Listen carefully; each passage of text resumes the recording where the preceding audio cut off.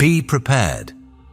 The first full moon of 2026 isn't just another lunar cycle, it's a cosmic activation that's been building for years, waiting for this exact moment to unlock something buried deep within your soul.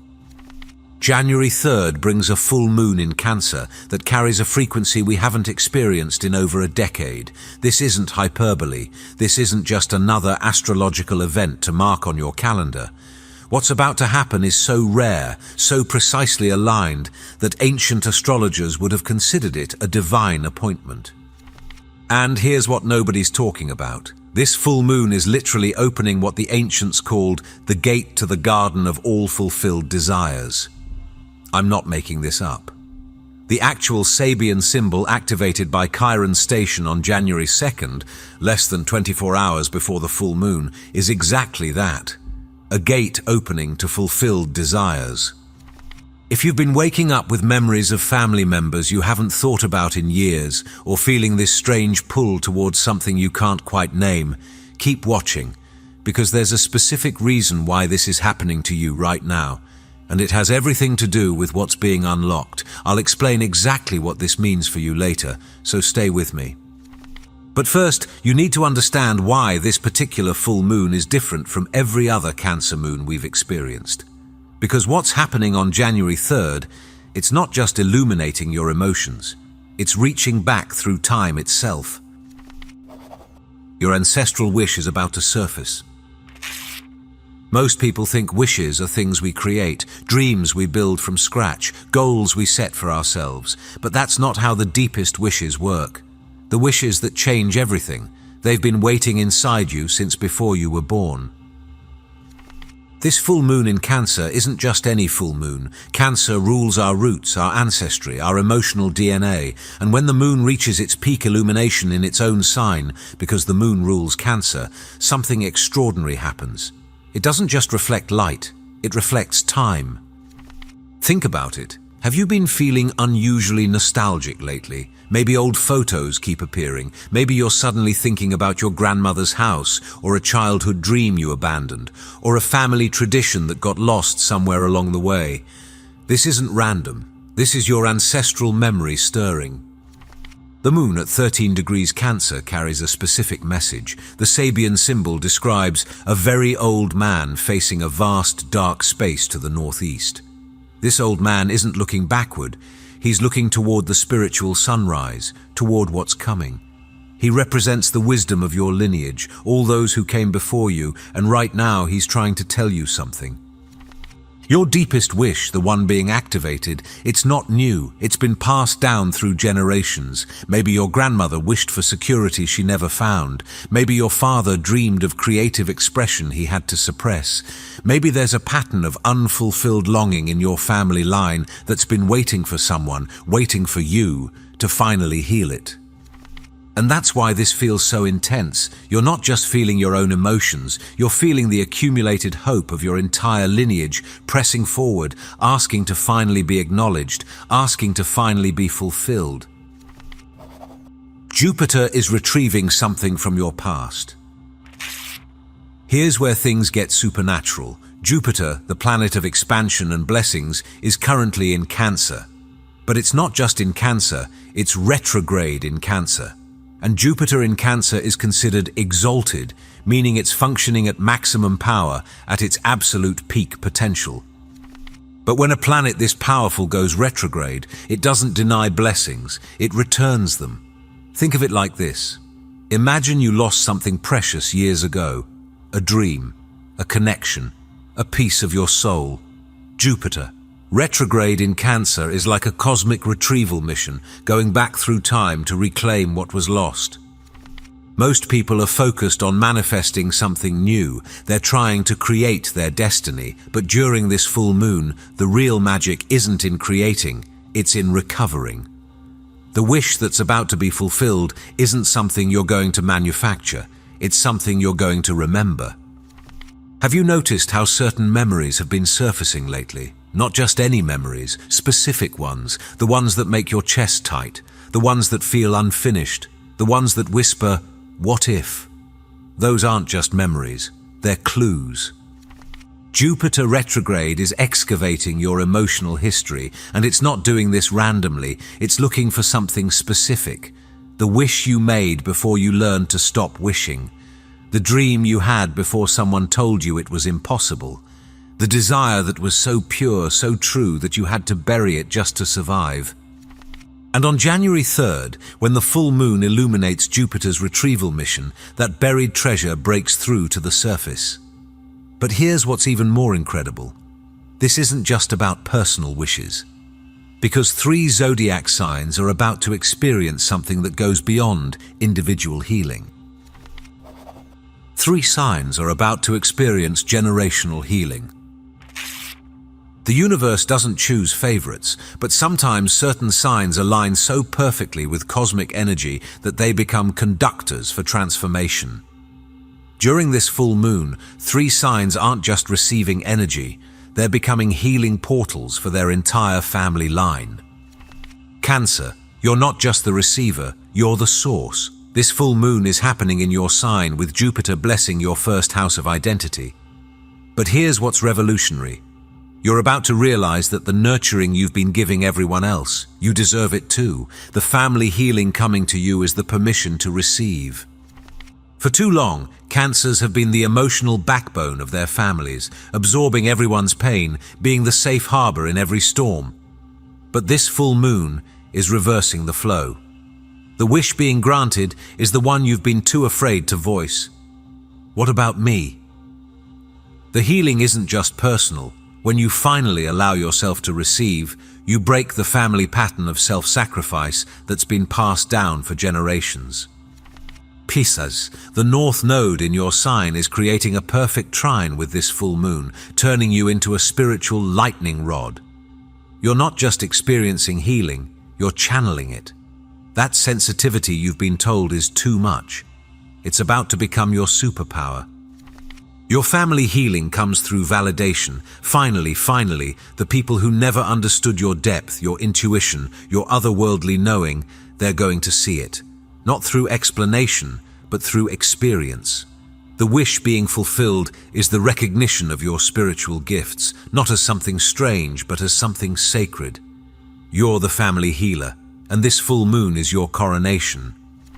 Capricorn, you're the surprise of this alignment. The full moon is in your opposite sign, your 7th house of relationships, while the sun and a stellium of planets light up your 1st house. You've been the rock, the provider, the one who never cracks, but this full moon is melting something inside you that's been frozen for too long.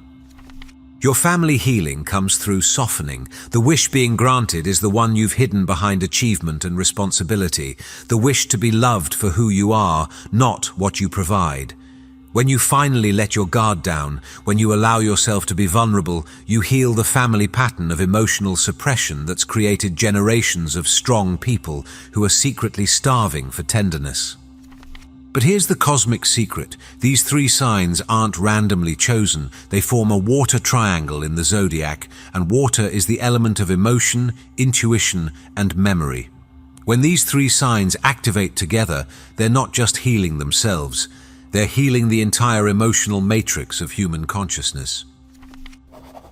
Chiron is literally opening the gate. This is the part that should give you chills. On January the 2nd, the day before the full moon, Chiron, the wounded healer asteroid, stations direct at exactly 22 degrees Aries. Stations are when celestial bodies appear to stop moving, and they're at their most powerful, most concentrated, most intentional.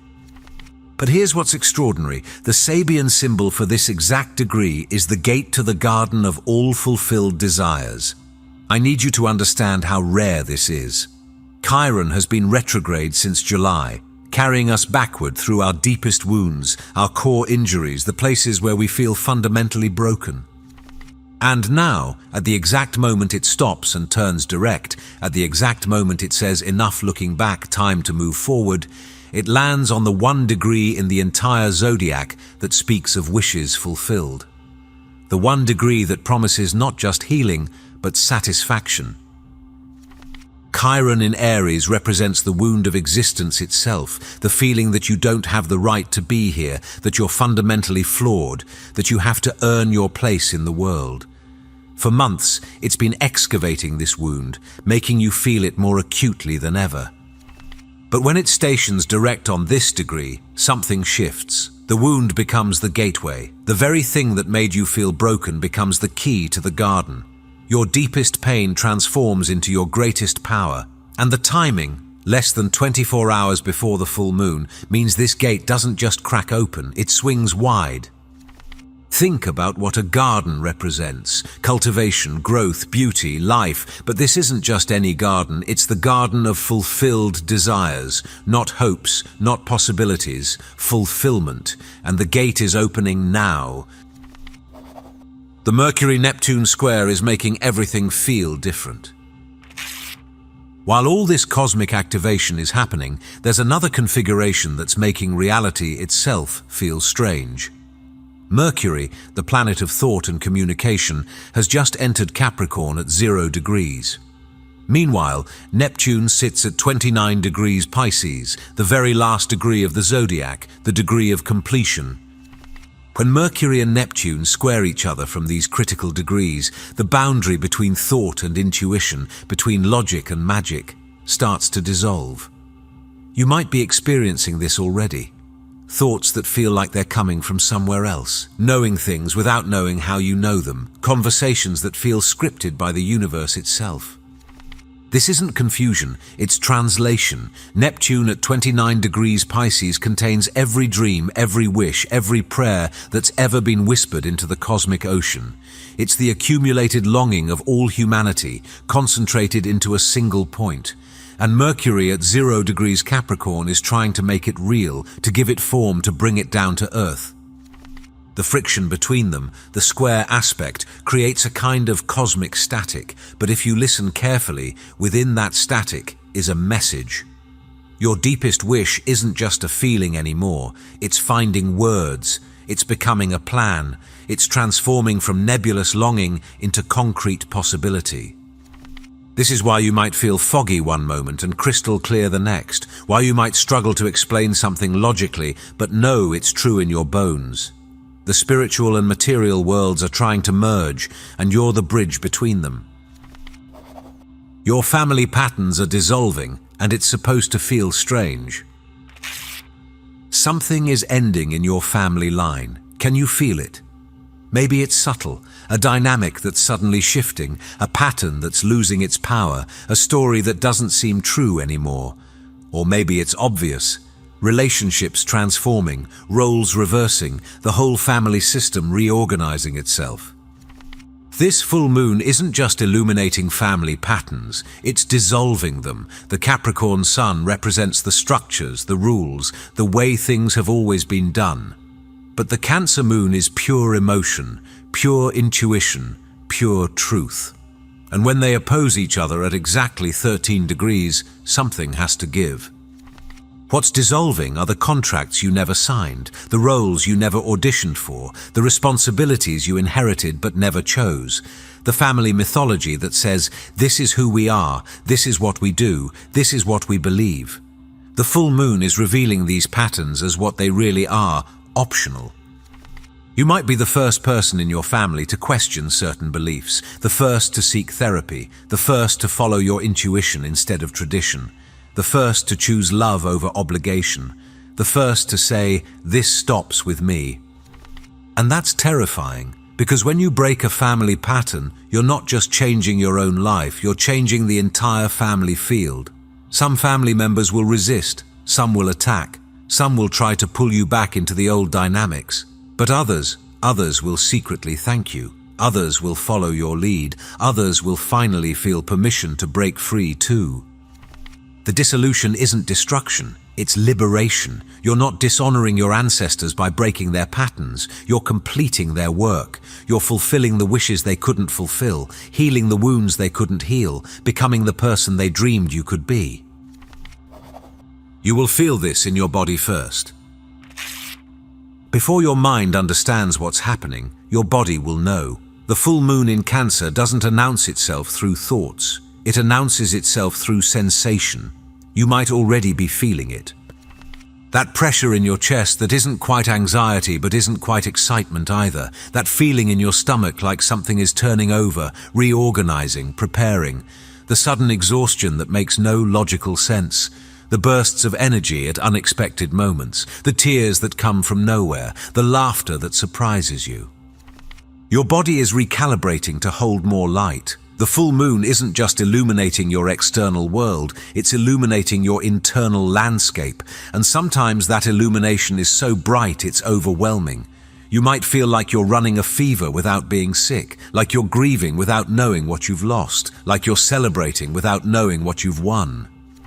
This is your body releasing generations of stored emotion, every suppressed tear, every swallowed word, every abandoned dream. It's all moving through you now, asking to be felt, asking to be freed. Don't resist it. Don't judge it. Don't try to make sense of it. Just let it move. Because here's the secret. Your body knows how to heal itself. It knows how to release what doesn't belong. It knows how to make space for what's coming. The discomfort isn't a problem. It's the process. You're not falling apart. You're reorganizing at a cellular level. The window is narrow and it won't open again like this. I need you to understand the precision of this timing. This isn't just a full moon. It's a full moon in Cancer with Jupiter exalted and retrograde in the same sign, with Chiron stationing direct on the gate to the garden degree, with Mercury and Neptune at critical degrees, with the North Node in Pisces creating perfect sacred geometry. This exact configuration, it won't happen again in your lifetime. The window that's opening on January 3rd is so specific, so precise, that it's like a cosmic combination lock where every planet is a number and they're all clicking into place at once. The window opens fully at the exact moment of the full moon, but here's what most people don't realize. It starts opening now. As you're watching this, as you're feeling this, the activation has already begun. The question isn't whether the window is open. The question is whether you're going to step through it. Because here's the thing about cosmic windows. They don't force you. They invite you. They offer you possibility, but you have to choose it. You have to say yes. You have to be willing to let go of who you've been to become who you're meant to be. Some people will feel this energy and do nothing. They'll notice the intensity, maybe feel a little emotional, and then go back to their regular life. They'll miss the invitation entirely. Others will feel it and resist it, fighting to maintain the status quo, exhausting themselves trying to keep things the same when everything wants to change. But some will recognize this for what it is, a moment of destiny, a chance to finally heal what's been broken for generations, an opportunity to fulfill not just their own wishes, but the wishes of their entire lineage. What you do in the next 48 hours matters. The full moon peaks at a specific moment, but its portal of influence extends 48 hours on either side. What you do in these hours isn't just important, it's crucial. This isn't about performing perfect rituals or following someone else's instructions. It's about being radically honest with yourself about what you really want.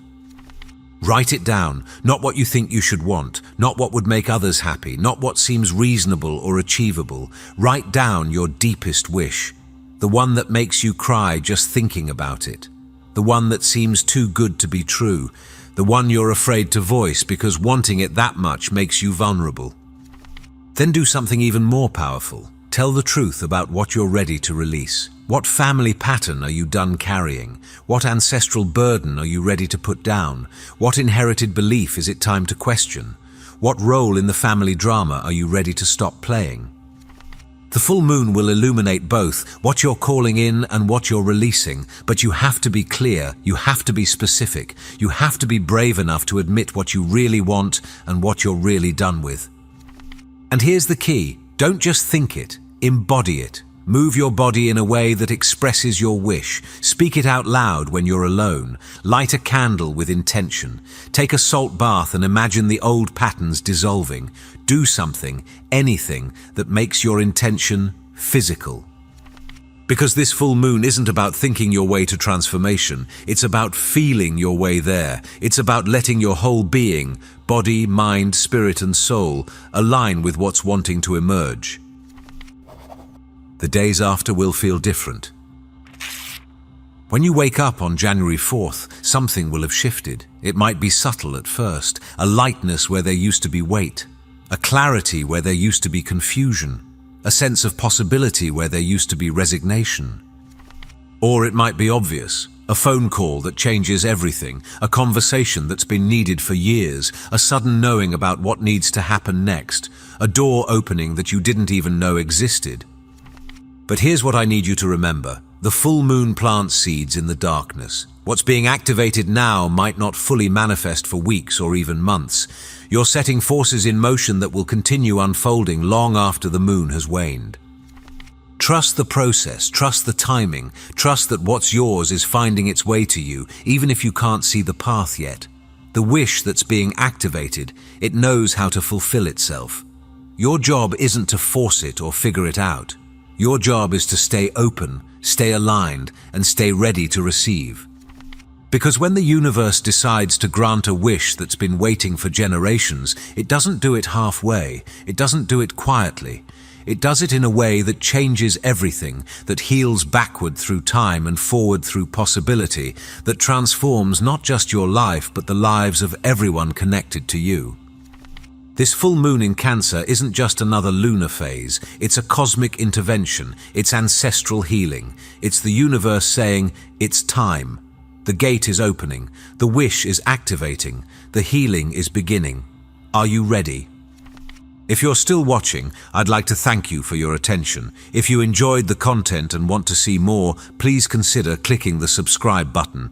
Your support is very appreciated. Feel free to share your experiences or thoughts in the comments below. Until next time, take care and subscribe for more insightful content.